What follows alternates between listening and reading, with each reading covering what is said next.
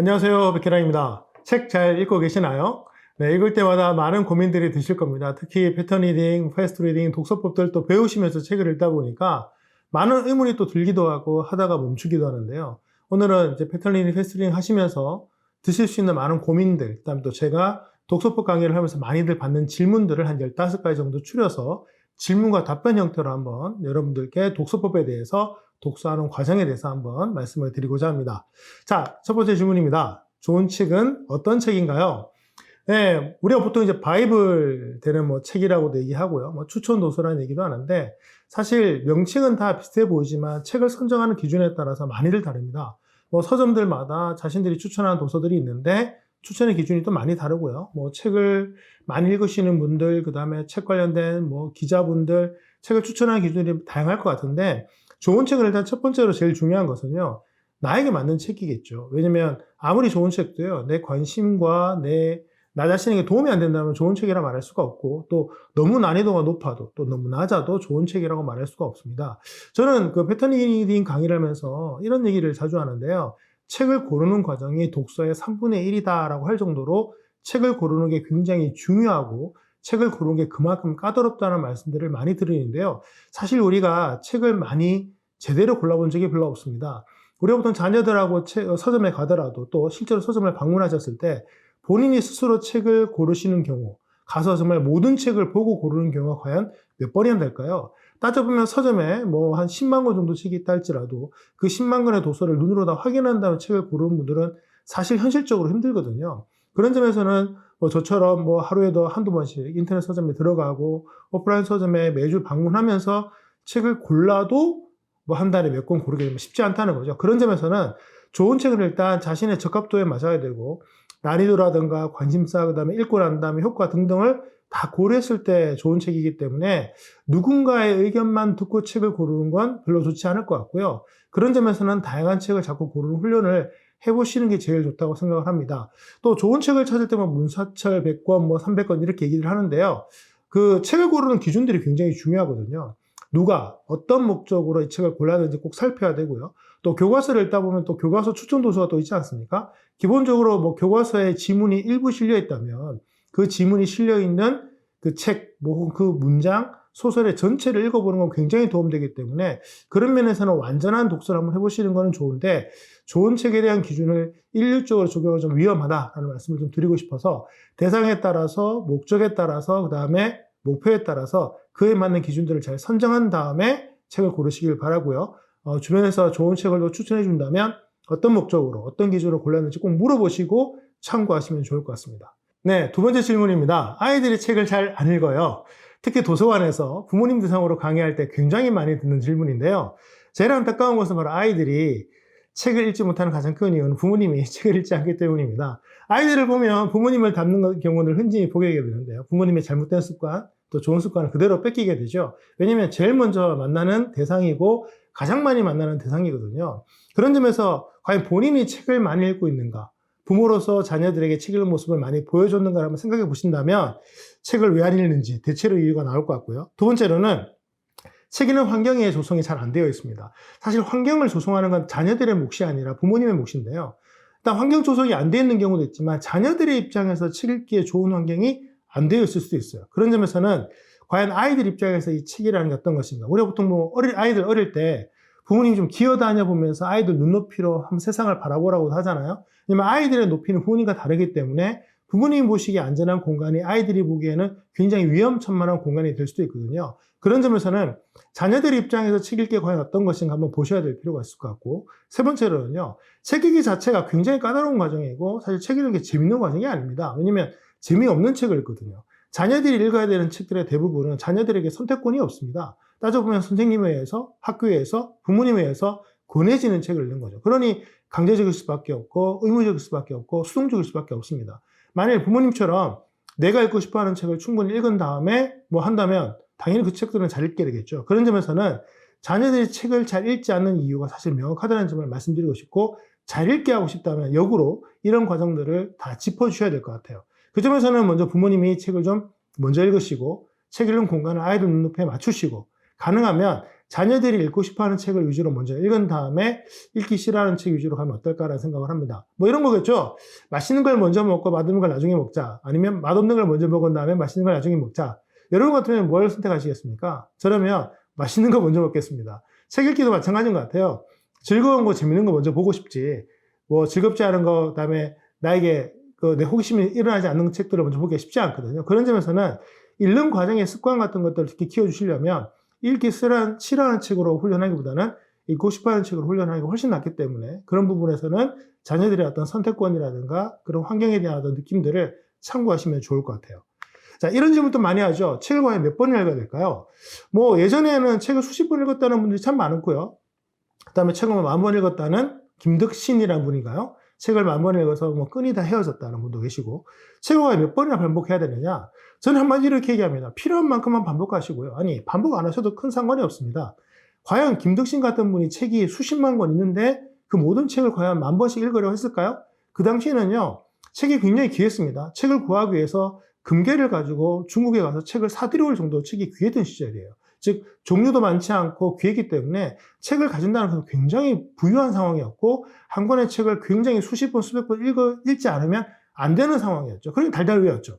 그래서 암기 위주로 갈 수밖에 없었고. 근데 지금은 뭐 우리가 책을 뭐 찢어지거나 했다고 해서 그걸 수선할 생각을 하는 게 아니라 새로 사도 되는 시절이 아니겠습니까? 그런 점에서는 책을 여러 번 읽어야 되는 이유는 그 목적에 맞게 읽으면 될 것 같아요. 그리고 유사한 책이 많다면 저는 한 권으로 여러 번 읽기보다는 유사한 주제의 책을 각각 한 번씩 읽는 게 훨씬 더 낫다고 생각합니다. 특히 저는 대상별, 즉 한 권을 여러 번 읽기보다는 어떤 주제를 놓고 여러 권의 책을 사는 편이기 때문에 한 주제에 놓고 뭐 3권이 있다면 3권을 한 번씩 읽는 게 한 권을 여러 번 읽는 것보다 낫다고 생각을 하고요. 또 우리가 주로 보통 사는 책들이요. 권수가 작을 때에는 중요한 도서, 바이블 도서를 하는 경우가 많아요. 즉 어렵다는 거죠. 그러면 어려운 책을 처음 본다고 해서 쉬워질까요? 절대 그렇지 않습니다. 그런 점에서는 쉬운 책부터 점점 가는 게 맞기 때문에 다양한 책들을 한 번씩 읽는 게 전체적으로 효과가 좋다고 생각을 하고 그 점에서는 책을 여러 번 읽기보다는 구매할 수 있는 여건들을 좀 더 확보하는 게 책 읽기가 좀 더 좋다고 생각을 하고요.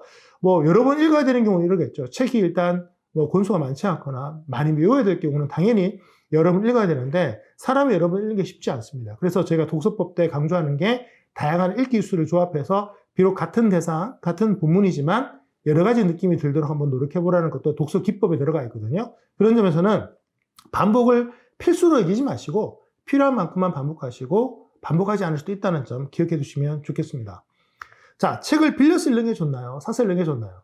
이거는 뭐 답이 정해져 있지 않나요? 책을 사서 읽는 게 좋습니다. 빌려서 읽는 게 나쁜 게 아니고요.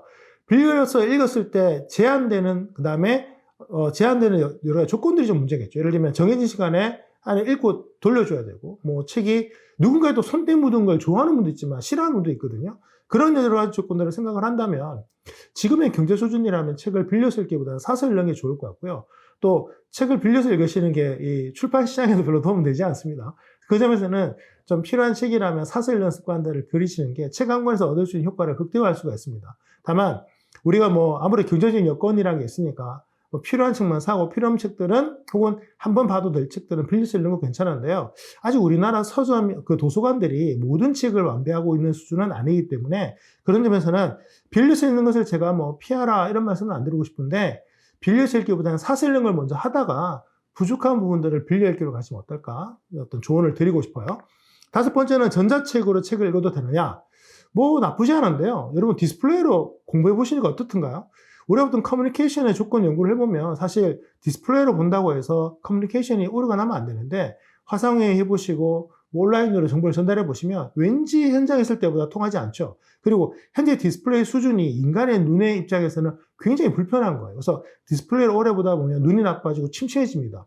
우리가 보통 책을 읽어도 힘든 게 공부할 때 힘든 게 어떤 두뇌의 문제보다는요 눈이 아프고 목이 아픈 데가 많아요. 그래서 그런 점에서는 좁은 화면에 책을 읽기보다는 좀 더 큰 화면에 쓰는 게 좋을 것 같고요. 전자 디스플레이보다는 종이로 직접 보는 게 눈에 훨씬 더 편하기 때문에 그 점에서는 전자책으로 책을 읽는 게 중요한 게 아니라 눈이 좀 더 편한 방식으로 오래 보는 게 좀 더 저는 권할 수 있기 때문에 전자책보다는 종이책으로 가시라고 많이 접하고 싶고요. 그리고 아직 지금 저희 나이대 분들은 종이책이 훨씬 더 편하잖아요. 익숙하죠. 그 점에서는 글쎄요, 이제 올라오는 한 10대들은 전자책이 좀 익숙할 수도 있을 것 같아요. 그런 점에서는 좀 낯선 느낌이 많이 드는 거라면 좀 피할 수 있는 것도 책을 읽을 때 불편함이 좀 덜어질 수 있는 방법이 아닌가 생각을 합니다. 자, 소리 내어 책 읽는 것은 어떤가요? 좋죠. 소리를 씻으면 좋은데 소리를 내는 순간 어떤 문제가 생기죠? 과속 읽기의 속도가 전혀 나지 않고요. 분당 150에서 200단어의 속도를 넘을 수가 없습니다. 우리가 보통 묵독이라고 하죠. 실제 소리는 내지 않지만 마음속으로 소리 내는 것과 같은 느낌으로 책을 읽기 때문에 속도가 느려지는 건데요. 우리 눈이나 뇌는 그보다 몇십 배 빠른 속도의 정보 입력이 가능한데 소리를 내는 그 습관, 그 조건 때문에 결국 늦어지게 되는 거죠. 정보가 들어와서 바로 처리만 하면 좋은데 거기에 음성화라는 과정을 굳이 넣어야 될까? 그렇다면 음성화는 언제 넣어야 되냐? 암기할 때 도움되고요. 어떤 주제에 대해 좀 묵상을 하거나 깊이 생각을 할 때 확실히 도움됩니다. 왜냐하면 감각이 확장되는 과정인 거죠. 그 점에서는 정보를 수집하는 과정이나 빠르게 처리해야 될 때는 오히려 소리를 내지 않는 게 좋은데 사실 책을 읽어보시면 소리를 내지 말아야지라는 이 느낌 자체가 힘들어요. 그래서 저희가 과속일 같은 훈련들을 많이 하려고 하는 건데요. 일단 이 음독 부분만 사라져도 읽기 속도가 굉장히 빨라진다는 점을 기억하신다면 소리 내어 읽는 경우는 오히려 피하는 게 좋다라고 아마 느끼지 않을까 생각을 합니다. 자, 독후감은 어떠세요? 특히 아이들 독서시킬 때 독후감 꼭 쓰게 하죠. 근데 이런 것들을 놓치시는 것 같아요. 읽는 거과 쓰는 건 완전 다른 행위거든요. 쓰기는 말하는 것보다 더 느려요. 그래서 우리가 보통 강사 훈련보다 작가 훈련들이 더 길거든요. 근데 실제로 시중에 가면 뭐 책 쓰기도 뭐 하루면 된다 이런 말씀들 많이 하시는데 제가 보기에는 다 뭐 불가능한 얘기입니다. 왜냐면 글쓰기는 그렇게 만만한 과정이 아니거든요. 왜냐면 기본적으로 인간의 생각을 표현하는 과정에서 말보다 쓰기가 훨씬 느리기 때문에 쓴다는 것 자체가 생각을 굉장히 제한하죠. 그래서 거꾸로 정보를 잘 다듬는 과정을 연습하고 싶다면 말하기보다는 쓰기가 좀 더 나을 것 같아요. 그 점에서는 책을 잘 읽었는지를 확인하고 싶다면 차라리 대화를 하십시오. 그 책에 대한 대화를 하거나 질문을 던져 답변하는 게 훨씬 더 도움되기 때문에 굳이 써야 되느냐를 물으신다면 저는 아니다라고 말씀드리고 싶고 대신 쓴 내용을 다시 공유를 해야 되는 과정이라면 반드시 기록을 또 남길 필요가 있으니까 그런 목적에서라면 과연 독후감이 얼마나 효과적인가 저는 그 점에서 제가 독서법 훈련할 때는 쓰기를 거의 시키지 않는다는 점도 기억해 주시면 좋을 것 같습니다. 책을 누군가와 같이 읽는 게 도움되냐? 도움되죠. 왜냐하면 동기부여 측면에서 도움됩니다. 이게 함께 팀을 이루는 과정은요. 서로 이런 그런 모습들을 보면서 최근에 이제 비대면 상황이 벌어지니까 화상으로 서로 띄워놓고 공부하는 모습을 보면서 공부하는 분들도 계시는데 그 정도로 누군가가 공부하는 모습을 본다는 것은 굉장히 효과적입니다. 그래서 혼자서 공부하는 게 좀 힘드시다면 함께 공부하는 클럽을 만드시면 좋고요. 또 그런 과정을 또 운영하다 보면 책임감 같은 게 또 들잖아요. 내가 꼭 가야 되고 제한을 받는 것이기 때문에 그런 점에서는 혼자 읽는 게 힘드시다면 독서 클럽을 만드시는 것도 좋다고 생각을 하고 또 제가 운영하는 토크 모임 같은 데 또 참여해 보시면 혼자 읽을 때보다는 훨씬 더 넓은 시각으로 책을 볼 수도 있기 때문에 같이 읽는 게 혼자 읽는 것보다는 대체로 효과가 좋습니다. 책을 읽어도 남는 게 별로 없다. 당연하죠. 왜냐하면 책을 읽으실 때 암기하려고 읽으시는 게 아니잖아요. 자, 생각해보죠. 책을 읽을 때 우리는 과연 기억하려고 읽으시나요? 사실 기억하려면 천천히 읽으면 안 되거든요. 빨리 여러 번 읽는 게 낫죠. 그런 점에서는 책을 읽는 목표를 만들 때 기본적으로 기억에 맞춰서 읽는 게 아니기 때문에 저는 책을 읽어도 남는 게 별로 너무 당연한 것 같아요. 그리고 실제로 잠깐 남는 게 많다고 해도 하루 이틀 지나면 사실상 거의 사라지기 때문에 책을 읽어서 남기려면 거기에 맞도록 읽어야 됩니다. 즉 목표와 목적에 맞게 방법을 써야 되기 때문에 정말 기억에 남기시고 싶다면 방법부터 바꾸셔야죠. 그래서 소리를 내서 읽으시거나 손으로 써보신다거나 아니면 여러 번 반복하시는 과정들을 거치지 않으면 절대 기억에 많이 남지 않기 때문에요. 그런 점에서는 남지 않는 게 그렇게 나쁜 점은 아니고 오히려 성인이 될수록 나이가 드실수록 남는 게 별로 없는 대신에 굉장히 중요한 부분을 잘 골라내죠. 이런 것들이 효과적이니까 그런 점에서는 남지 않는 거에 고민하지 마시고 최초의 목표를 달성하지 못하는 것을 고민하시는 게 적합한 고민이지 않을까 생각합니다. 자, 책은 천천히 읽어야 하느냐? 네, 많은 분들이 얘기하는데 제가 분명히 말씀드립니다. 책을 천천히 읽으라는 분들의 실제 책을 읽는 속도를 보시면 굉장히 빨라요. 즉 전문가 입장에서 볼 때는요. 독서를 좀 하신 분들은 대체로 책을 빨리 읽습니다. 우리가 보통 한 권의 책으로 낼 수 있는 효과가 정해져 있다면 속도가 느린 건 되려 손해인 거지 절대 이익이 아니거든요. 책을 천천히 읽어야 될 때 몇 가지 조건이 있어요. 생각을 많이 해야 될 때. 그 다음에 거기에 대한 다양한 의미를 끄집어낼 때는 생각할 시간이 필요한 건 당연히 느리겠지만 정보를 빨리 습득할 때는 오히려 속도가 느려지면 오류가 많아지고 잡생각이 많아져서 마지막에 남는 정보에 오차가 많이 생깁니다. 그 점에서는 책에 있는 정보를 충분하게 빨리 접하시고 싶다면 속도는 당연히 빨리 당기는 게 좋고요. 차라리 여러 번 읽어서 정확성을 높이는 것도 괜찮으니까 기억에 좀 남지 않는다고 해서 고민하지 마시고 책을 절대로 천천히 읽으려고 노력하지 마십시오. 인간의 두뇌는요, 이해하는 속도가 정해져 있거든요. 여러분이 이해할 수 있는 속도가 있다면 그 속도 충분히 발휘해 보시는 거 좀 테스트해 보시기를 권합니다. 저녁 시간밖에 책 읽는 시간이 안 나요. 저희가 이제 독서를 할 때 책 읽기 좋은 시간들을 말씀을 드리는데 안타깝지만 저녁 시간은 별로 좋지 않습니다. 두뇌의 에너지도 많이 고갈되어 있고 체력적으로 고갈되어 있는데 물리적으로 환경적으로 책 읽는 시간, 공부할 시간이 저녁밖에 없다면 저는 이렇게 권하고 싶어요. 일단 평상시 아침에 여러분들이 세웠던 시간의 2배 이상을 확보하시고요. 두 번째로는 저녁 시간에 최대한 당겨서, 즉 주무시기 전에 당겨서 읽으시되 두뇌 활동이 아무래도 이제 저하되어 있는 상태니까 뭐 단 걸 좀 드신다거나 해서 신체적인 조건들이나 주변 환경들을 책 읽기에 좀 좋은 환경으로 맞추실 필요가 있고요. 그다음에 효과를 내려면 아침 시간보다는 많은 시간이 필요한 점을 기억해 주셔서 좀 자주 쉬시면서 오랜 시간을 가져가시는 건 좋습니다. 그래서 저녁 공부보다는 아침 공부가 좋기 때문에 아침 독서를 권장하는데요. 저녁에 독서를 한다면 좀 더 세심한 준비가 필요하다는 말씀 드리고 싶어요. 자, 저자를 만나는 게 도움이 되나요? 분명히 도움되는데 일단 물리적으로 저자를 만날 수 있는 확률과 가능성과 여건이 만만한 일이 아닙니다. 제가 작가연담이라고 해서 다양한 분들을 만났고 또 책 읽는 포럼을 운영하다 보니까 많은 작가분들을 만났지만 다 합쳐도 100명 안 되거든요. 작가를 만나는 건 특별한 과정이기 때문에 그 자체로 그냥 어떻게 보면 동기부여 측면에서 굉장히 도움되고요. 책 읽기 전이든 후든 작가를 만나는 건 저는 권하고 싶어요. 다만 작가를 만난다고 해서 책의 내용이 특별해지냐? 그보다는 제 자신이 갖고 있는 어떤 동기부여적에서 특별한 부분이기 때문에 굳이 물리적으로 여건이 안 되는데 무리하게 작가를 만날 필요는 없다고 생각이 들고요. 특히 한 명의 작가가 여러 권의 책을 쓴 경우라면 차라리 그 시간과 그 노력을 할 바에는 그 작가가 쓴 책을 다양하게 읽어보시는 게 더 도움되기 때문에 작가를 만나는 건 도움된다. 하지만 일부러 노력하지 마시라 라고 말씀드리고 싶어요. 자, 소설은 어떻습니까? 소설은 빨리 읽을 수 있을까요? 당연하죠. 다만 읽기 기법이 틀려요. 그 점에서는 책의 대상에 따라, 목표에 따라, 목적에 따라 읽는 방식이 바뀝니다. 거꾸로 얘기하면 대상, 목표, 목적에 따라 방법이 정해져 있어요. 그러면 소설도 소설에 맞게끔 읽어야죠. 근데 많은 분들은 이런 거죠. 만병통치약 같아요. 한 가지로 모든 걸 하려고 하죠. 그런 점에서 이렇게 말씀드리고 싶어요. 스포츠카를 모래사장에 끌고 가면 어떤 일이 벌어질까요? 아마 여러분들은 레카차를 불러야 될 겁니다. 아마 레카차 부르고도 후회할 겁니다. 다 망가지거든요. 왜냐면 차를 만들 때도 용도가 있어요. 용도가 있기 때문에 거기에 맞게끔 잘 달릴 수 있는 도로 여건이라는 게 있지 않겠습니까? 그렇다면 내가 어디를 갈지에 따라서 차도 바뀌듯이 책도 그래야 되는 거 아닐까요? 그 점에서는 소설도 빨리 읽을 수 있습니다. 수학책 읽는 기법도 있고요. 다만 방식을 바꾸라. 그런 점에서는 제가 패스트 리딩, 패턴 리딩 얘기하면서 다양한 읽기 기술들이 소개되고 있는데 왜 이런 게 필요하냐? 바로 내 대상과 목적과 목표에 맞게끔 다양한 기법들을 조합해서 쓰기 위해서 필요합니다. 그래서 우리가 이제 패터닝을 정말 잘 하시는 분들은 이제 읽기 기술이 굉장히 유연해져서 필요에 따라 조정할 수 있는 수준까지 가 있는 거죠. 그 점에서는 소설도 빨리 읽을 수 있다. 다만 방법이 다르다. 이렇게 말씀드리고 싶어요. 자, 책을 읽으면 말을 잘할 수 있을까요?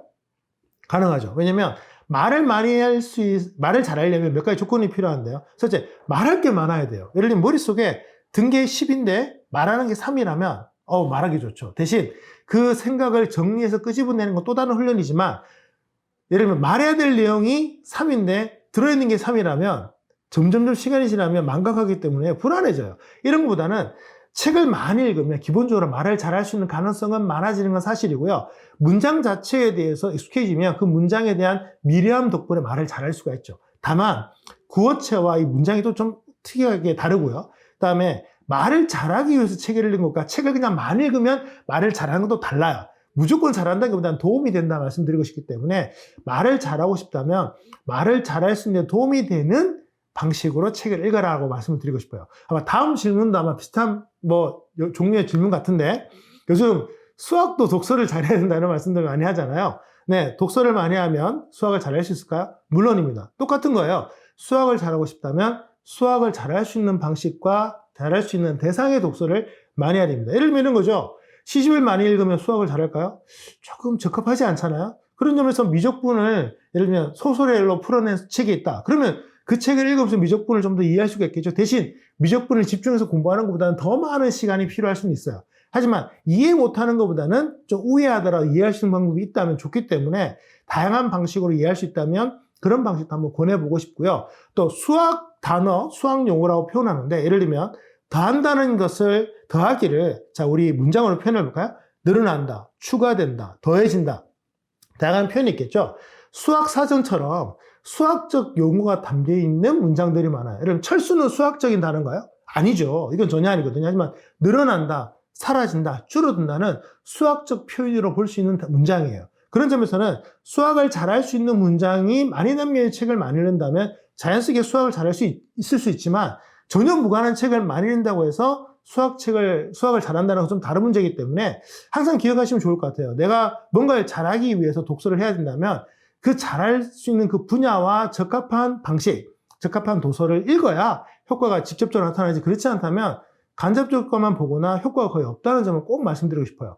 15가지 질문을 드렸는데 아마 이 과정을 보시면서도 많은 질문들이 생기실 것 같아요. 그런 질문들을 언제든지 보내주시면 제가 또 답변 달아드리고 나중에라도 이 과정을 또 업데이트할 기회가 생긴다면 그런 질문들도 추가해서 여러분들께 답변을 드리도록 하겠습니다.